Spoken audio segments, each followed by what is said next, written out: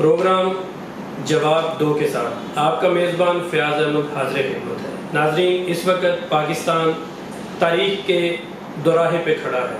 ایک طرف ڈالر کی اونچی اڑان اور ایک طرف سیاسی عدم استحکام نے عوام کا جینا دوبر کر رکھا ہے۔ تیزی سے بگڑتے ہوئے حالات میں حکمران اپنی ذمہ داری پوری کرنے سے نہ صرف قاصر ہیں بلکہ شاید وہ عوام کی اس نگفتہ بے حالت سے خود کو لطف اندوز کر رہے ہیں، اپنی کرسی بچانے کے لیے کبھی لاہور میں اور کبھی اسلام آباد میں۔ ناظرین، نہ صرف دنگل ہوتا ہے بلکہ اس کی وضاحتوں کے لیے لمبی لمبی پریس کانفرنسز ہو رہی ہیں۔ مریم نواز صاحبہ، بلاول بھٹو زرداری صاحب، جنہوں نے عوام کے دکھ میں، عوام کے درد میں، عوام کو روزی روٹی مہیا کرنے کے لیے کراچی اور لاہور سے لانگ مارچز کیے اور عمران خان کی حکومت کو چلتا کیا۔ اب قرینِ قیاس تو یہ تھا کہ پیٹرول کی قیمتیں کم ہوں گی، ملک میں معاشی استحکام آئے گا، اور یہ جو عوام گلہ کر رہے تھے کہ پی ٹی آئی کی گورنمنٹ نے مہنگائی کر کے عوام کا جینا دوبر کر رکھا تھا، اس میں کوئی آسانی پیدا ہوگی، لیکن ایسا نہیں ہوا۔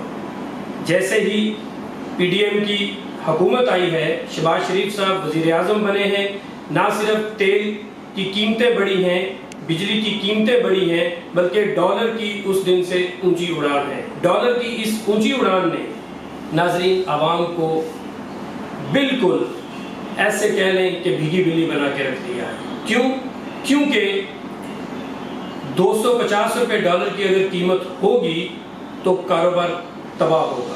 حکمران اپنے کاموں میں لگے ہوئے ہیں جبکہ تاجر پریشان ہیں، عوام پریشان ہے، لوگ اپنے بچوں کو سکولز میں سے ہٹا رہے ہیں۔ ظاہری سی بات ہے کہ پیٹ کا دوزخ بھرنا پہلے لازم ہے، تعلیم تو پھر ہو جائے گی، اگر زندہ رہیں گے تو تعلیم ہو جائے گی۔ اس وقت جو مجھے محسوس ہوتا ہے وہ یہ ہو رہا ہے کہ ریاست ایک طرف کھڑی ہے اور عوام ایک طرف کھڑے ہیں۔ ریاستی ادارے وہ بھی اپنا رول اس طرح سے ادا کرنے میں کامیاب نہیں ہو رہے، کیونکہ سیاسی عدم استحکام کم ہونے کی بجائے بڑھتا چلا جا رہا ہے، اور سیاسی عدم استحکام جب تک کم نہیں ہوگا ریاستی ادارے بھی مضبوط نہیں ہوں گے۔ اور یہ تبھی ممکن ہے جب سیاسی جماعتیں مل بیٹھ کر اس مسئلے کا کوئی حل نکالنے کی کوشش کریں گی، لیکن کوشش تو تب کریں گی جب عوام ان کے مطمع نظر ہوں گے۔ عوام سے تو مجھے لگتا ہے انہیں کوئی غرض ہے ہی نہیں، ہو بھی کیسے سکتی ہے؟ یہ خود ٹھنڈے کمروں میں بند ہیں، ان کے پاس سواری کے لیے اعلیٰ ترین گاڑیاں موجود ہیں، مہنگی ترین گاڑیاں موجود ہیں، ان کے پاس تو سب کچھ ہے۔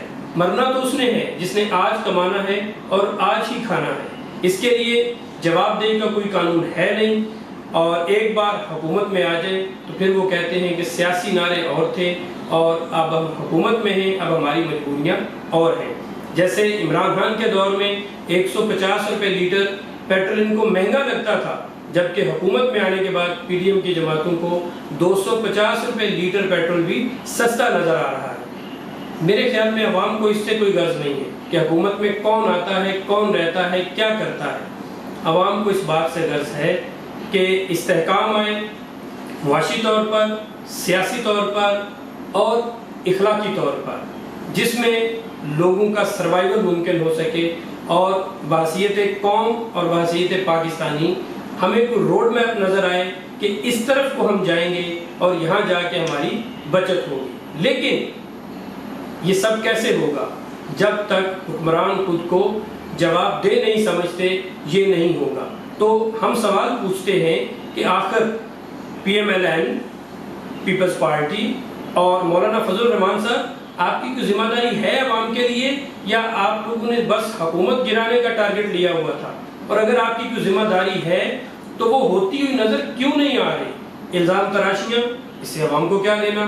وہ چور ہے، فلاں چور ہے۔ بھئی اگر کوئی چور ہے تو آپ حکومت میں ہیں، اسے لٹکا دیں، اور حکومت میں آنے کے بعد عوام کو ریلیف دینا آپ کے اوپر لازم تھا۔